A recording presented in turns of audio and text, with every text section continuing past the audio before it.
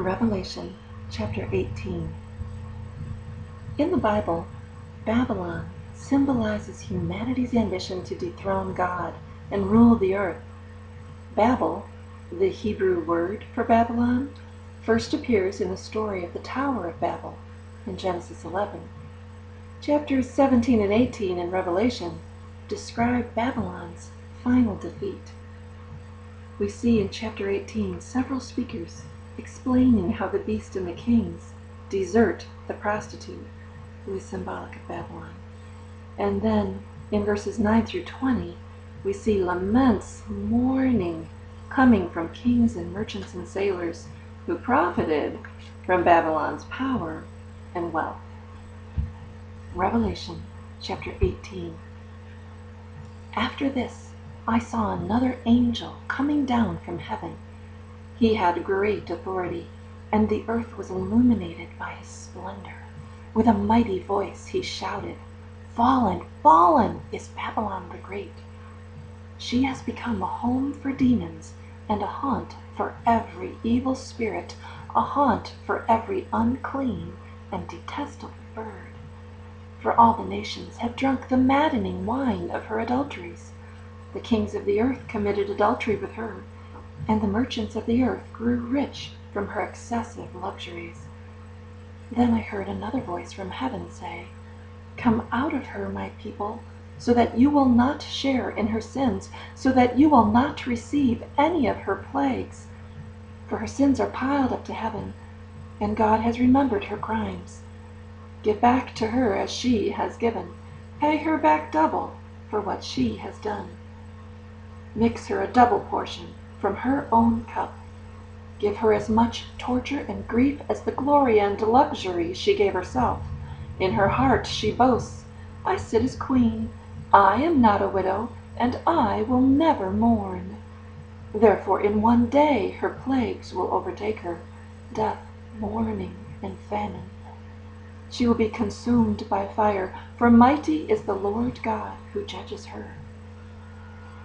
When the kings of the earth who committed adultery with her and shared her luxury see the smoke of her burning, they will weep and mourn over her. Terrified at her torment, they will stand far off and cry, 'Woe, woe, O great city, O Babylon, city of power! In 1 hour your doom has come.' The merchants of the earth will weep and mourn over her, because no one buys their cargoes any more. Cargoes of gold, silver, precious stones, and pearls, fine linen, purple, silk, and scarlet cloth, every sort of citron wood, and articles of every kind, made of ivory, costly wood, bronze, iron, and marble, cargoes of cinnamon and spice, of incense, myrrh, and frankincense, of wine and olive oil, of fine flour and wheat, cattle and sheep, horses and carriages, and bodies and souls of men. They will say, 'The fruit you longed for is gone from you. All your riches and splendor have vanished, never to be recovered.' The merchants who sold these things and gained their wealth from her will stand far off, terrified at her torment. They will weep and mourn and cry out, 'Woe, woe, O great city, dressed in fine linen, purple and scarlet, and glittering with gold, precious stones, and pearls!